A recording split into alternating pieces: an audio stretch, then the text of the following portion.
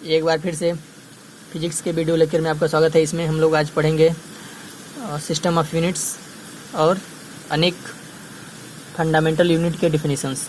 ठीक है, तो सबसे पहले देखते हैं सिस्टम ऑफ यूनिट्स, मात्रकों की क्या क्या प्रणाली हैं। ठीक है, तो किसी भी चीज़ को, किसी भी भौतिक राशि का मेजरमेंट करने के लिए अलग अलग सिस्टम का यूज किया जाता है। जैसे अलग अलग समय पे अलग अलग सिस्टम आते गए और उसका यूज करके हम लोग भौतिक राशियों का मापन करते हैं। जैसे सबसे पहले आया था सीजीएस सिस्टम, सीजीएस।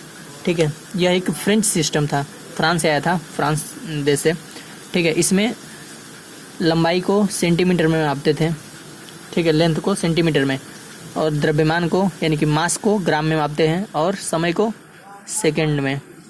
ठीक है, तो ये सीजीएस मतलब सी मतलब होता है centimetre, G for gram and S for second.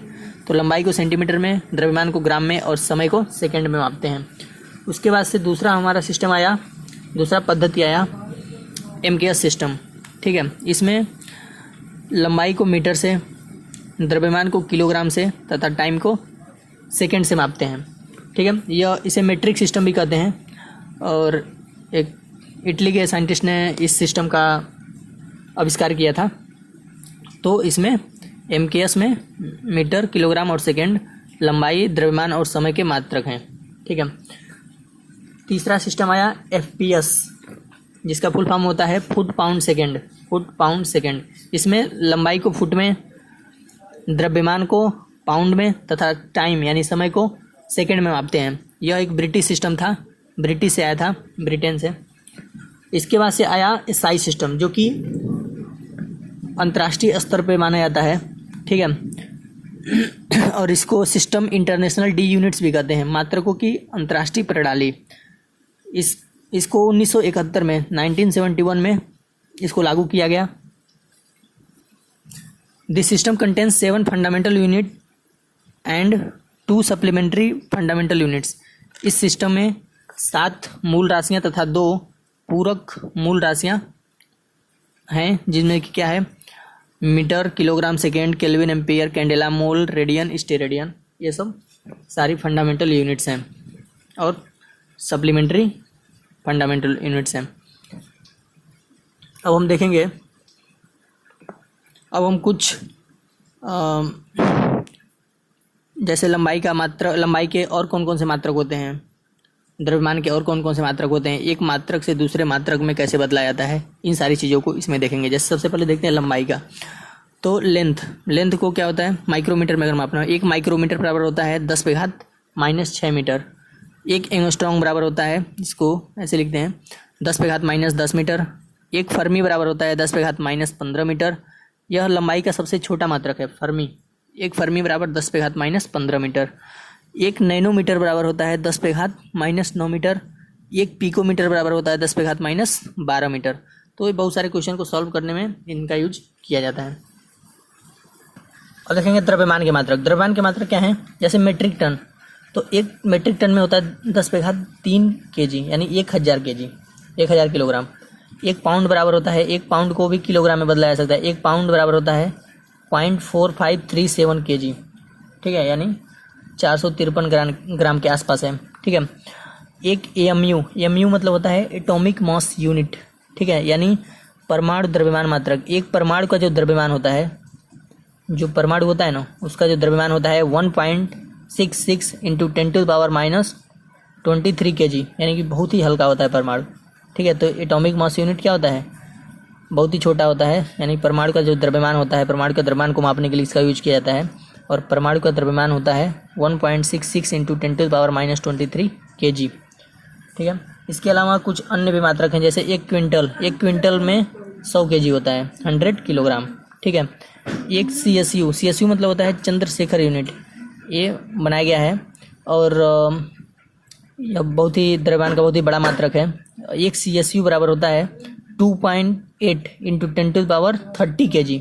ठीक है, यानी कि बहुत ही अधिक द्रव्यमान का अगर कोई वस्तु है, जैसे सूर्य, चंद्रमा, ठीक है, और भी बहुत बड़े बड़े तारों, उपग्रहों, ग्रहों का जो द्रव्यमान है इस यूनिट में लिखते हैं, सीएसयू में लिखते हैं। ठीक है, और यह बराबर होता है 1.4 टाइम्स वेट ऑफ सन, मतलब सूर्य के द्रव्यमान के 1.4 गुना इसका 1 CSU बराबर होता है। 1 CSU सूर्य के द्रव्यमान के 1.4 गुना बड़ा होता है, यानी कि 2.8 इंटू 10⁻30 kg। ठीक है, अब देखेंगे समय का मात्रक। समय यानी टाइम। तो टाइम के लिए मिनट, 1 मिनट में कितने सेकंड होते हैं? 60 सेकंड। और 1 घंटे में कितने मिनट होते हैं? 60 मिनट। तो इसको भी सेकंड में बदल सकते हैं, 60 × 60 सेकंड, यानी 1 घंटे में 3600 सेकंड होते हैं। ठीक है, तो ये था समय का मात्रक। अब कुछ स्पेशल मात्रक दिए हुए हैं, सम स्पेशल यूनिट्स। इसमें एक्सरे यूनिट। एक एक्सरे यूनिट बराबर होता है, एक्सरे जो किरणें होती हैं, ठीक है, उनका मापन इस यूनिट में किया जाता है। और एक एक्सरे यूनिट बराबर होता है 10⁻13 मीटर। एक एस्ट्रोनॉमिकल यूनिट यानी कि खगोलीय मात्रक किसके बराबर होता है? 1.49 इंटू 10⁻11 मीटर। ठीक है, यह एवरेज होता है, average distance between sun and earth, पृथ्वी और सूर्य के बीच की जो औसत दूरी है लगभग उसके बराबर होता है। ठीक है, एक खगोलीय मात्रक पृथ्वी और सूर्य के बीच की जो दूरी है उसके बराबर। और पृथ्वी और सूर्य के बीच की दूरी कितनी होती है? 15 करोड़ किलोमीटर, यानी कि 1.49 इंटू 10⁻11 मीटर। ऐसा इसे न्यूनतम में लिखा जा सकता है। लाइट ईयर, प्रकाश वर्ष। एक प्रकाश वर्ष बराबर होता है 9.46 इंटू 10⁻15 मीटर। और एक पार्सेक, पार्सेक जो है दूरी का सबसे बड़ा मात्रक है। एक पार्सेक बराबर होता है, पार्सेक दूरी का सबसे बड़ा मात्रक होता है और इसका मान होता है 3.08 इंटू 10⁻16 मीटर। ठीक है, और यह प्रकाश वर्ष के 3.26 गुना होता है। ठीक है, यानी लाइट ईयर यानी प्रकाश वर्ष के 3.26 गुना अधिक होता है।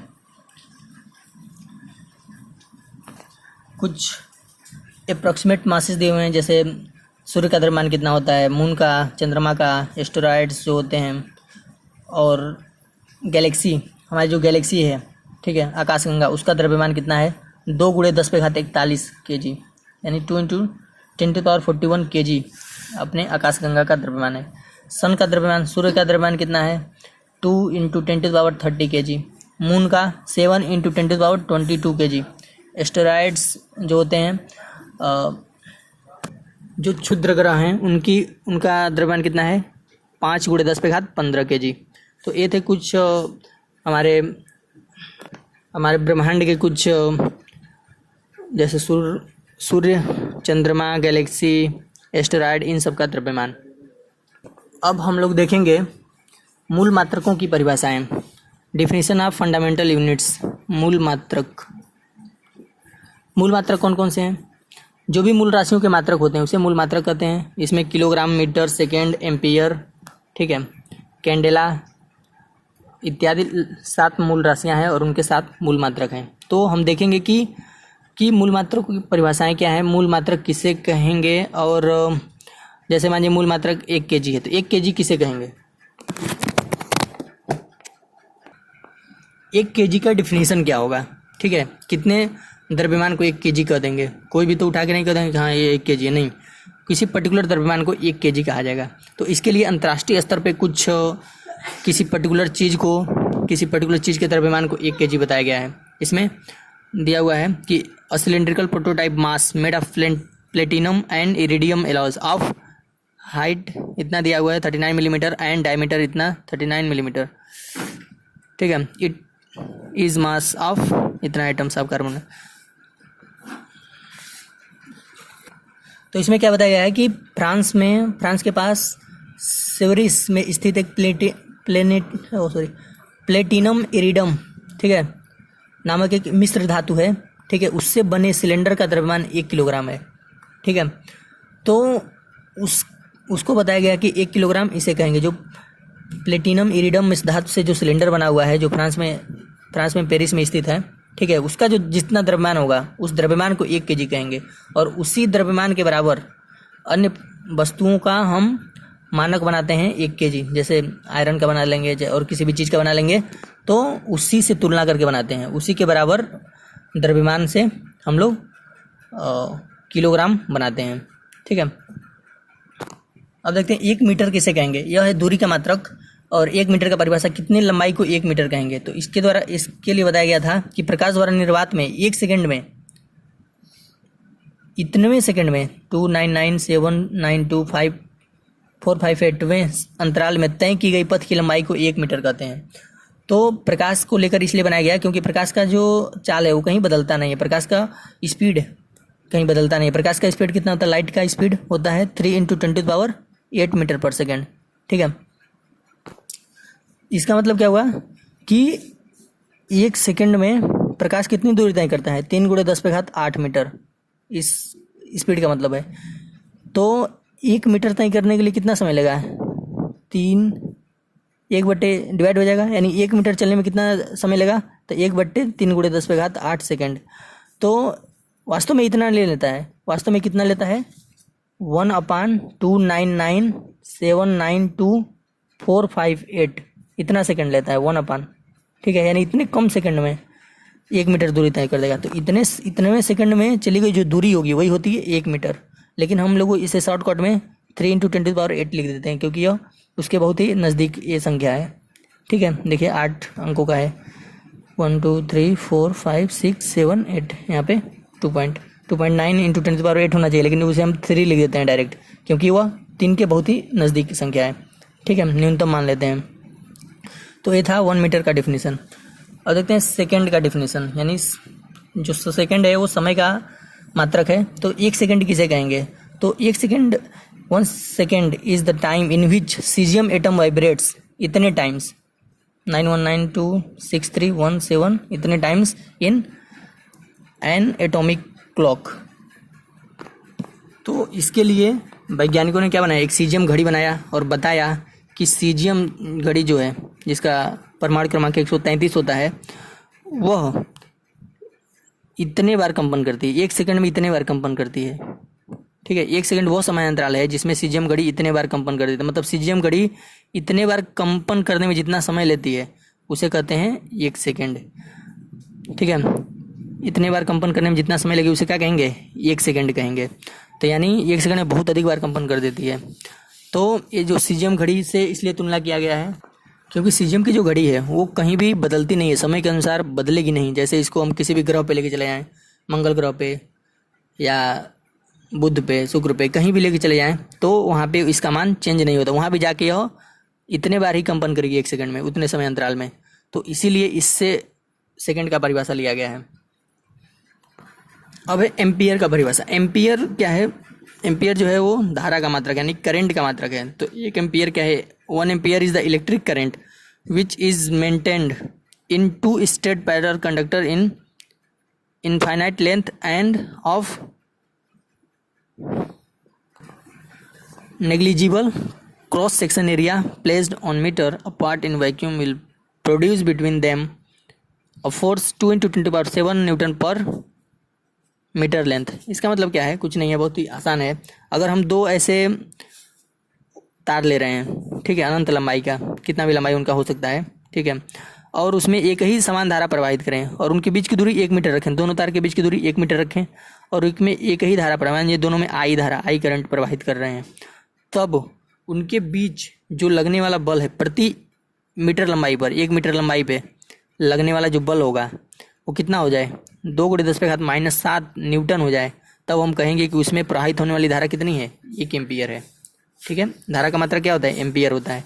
अगर 2 हम समानांतर तार लें, यानी उनके बीच की दूरी हर जगह समान है और उनके बीच की दूरी 1 मीटर ही रखें, ठीक है, तब उसमें समान धारा प्रवाहित करें, एक ही प्रकार की धारा, मतलब अगर इसमें 5 एम्पियर प्रवाहित कर रहे हैं, इसमें 5 एम्पियर, ठीक है, मतलब कुछ भी प्रवाहित करें, समान धारा प्रवाहित करें, तब उनके बीच, उनके प्रति इकाई लंबाई पे कितना बल लगना चाहिए, 2 × 10⁻⁷ न्यूटन का बल लगना चाहिए। बल कैसे पता चलेगा, यहाँ पे एक स्प्रिंग लगा देंगे तो यहाँ पे पता चलेगा कि तनाव होगा, इसमें टेंशन होगा, तो पता चलेगा कि कितने न्यूटन का बल यहाँ पे लग रहा है। तो अगर बल इतना हो जाए 2 × 10⁻⁷, तो यानी इसका मतलब है कि उनमें प्रवाहित होने वाली धारा कितनी है, 1 एम्पियर है।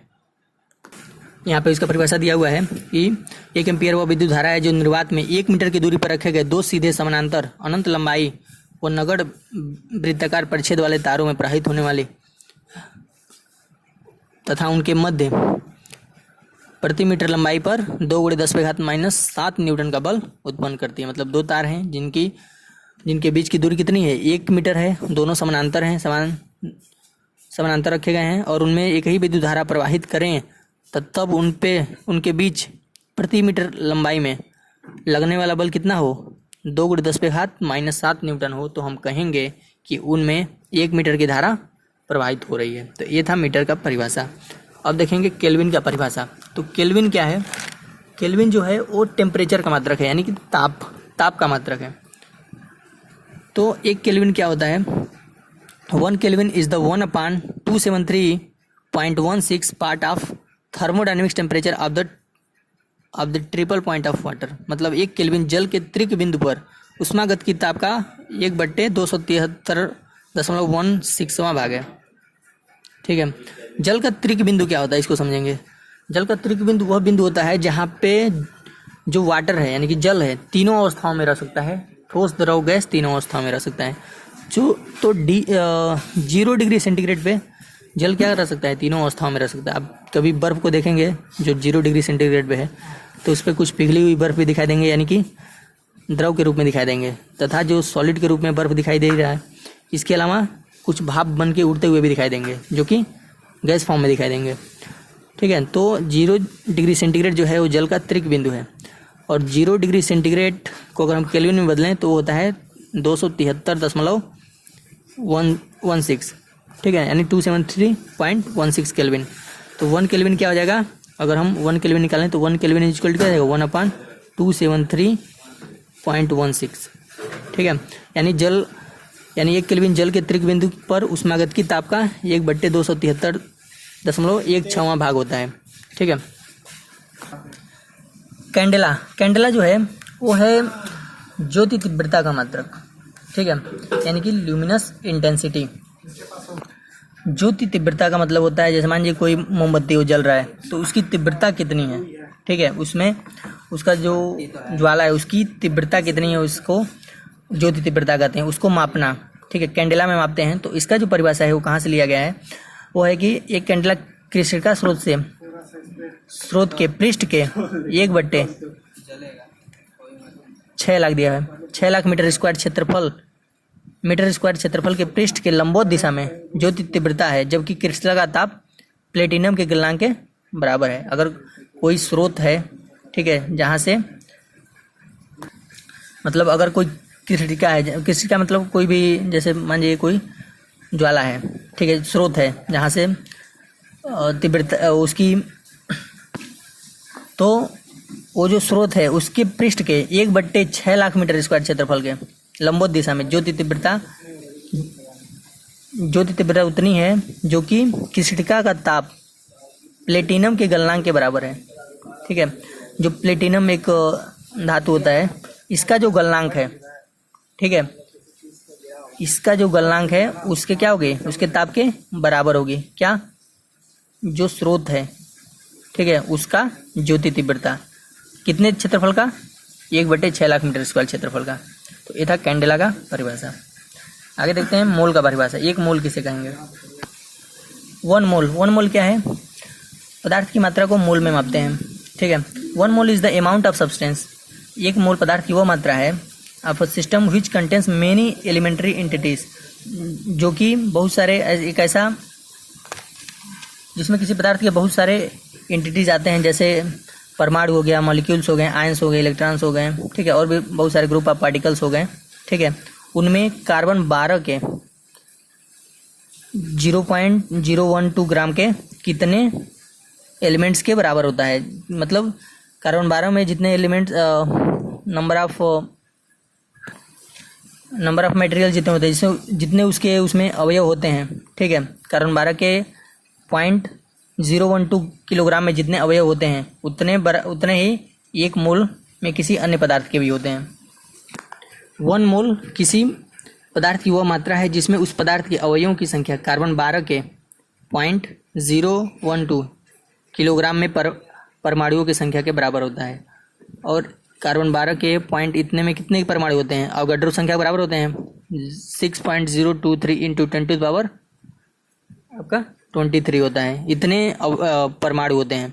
ठीक है, तो किसी भी पदार्थ का 1 मोल क्या होगा, कार्बन 12 के इतने किलोग्राम में जितने परमाणुओं की संख्या होती है उसके बराबर होता है।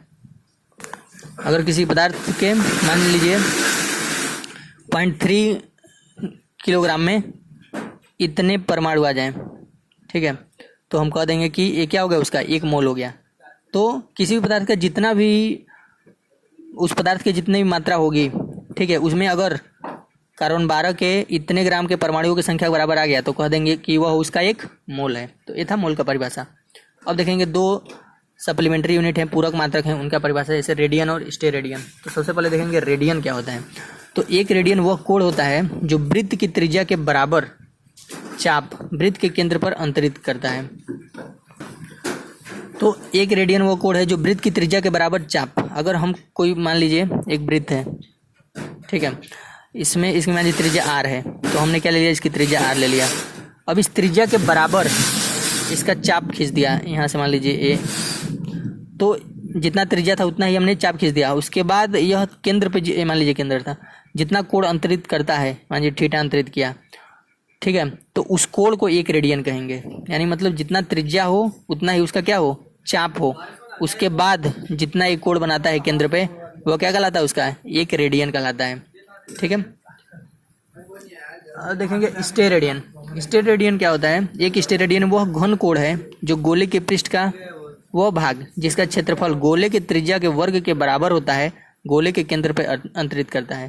तो एक घन कोण है, घन कोण मतलब सॉलिड एंगल, मतलब अगर मान लीजिए कोई गोला है, ठीक है, इसको कापी पे नहीं बनाया जा सकता है, लेकिन मान लीजिए फुटबॉल है, इमेजिन, तो अगर हम इसका कोई एक भाग काट के यहाँ से निकालें तो ये कैसा दिखेगा, ये कुछ ऐसा निकलेगा। ये सेंटर हो गया इसका केंद्र, और मान लीजिए इसकी त्रिज्या कितनी है, r है, और यह जो ऊपर का भाग है जो कट के निकला हुआ है, ठीक है, शंक्वाकार के रूप में कट के निकलेगा। अगर इसका क्षेत्रफल r² के बराबर हो, यानी त्रिज्या के स्क्वायर के बराबर हो, तो उस समय यह केंद्र पे जितना कोण बनाएगा उसे कहेंगे उसका घन कोण, यानी कि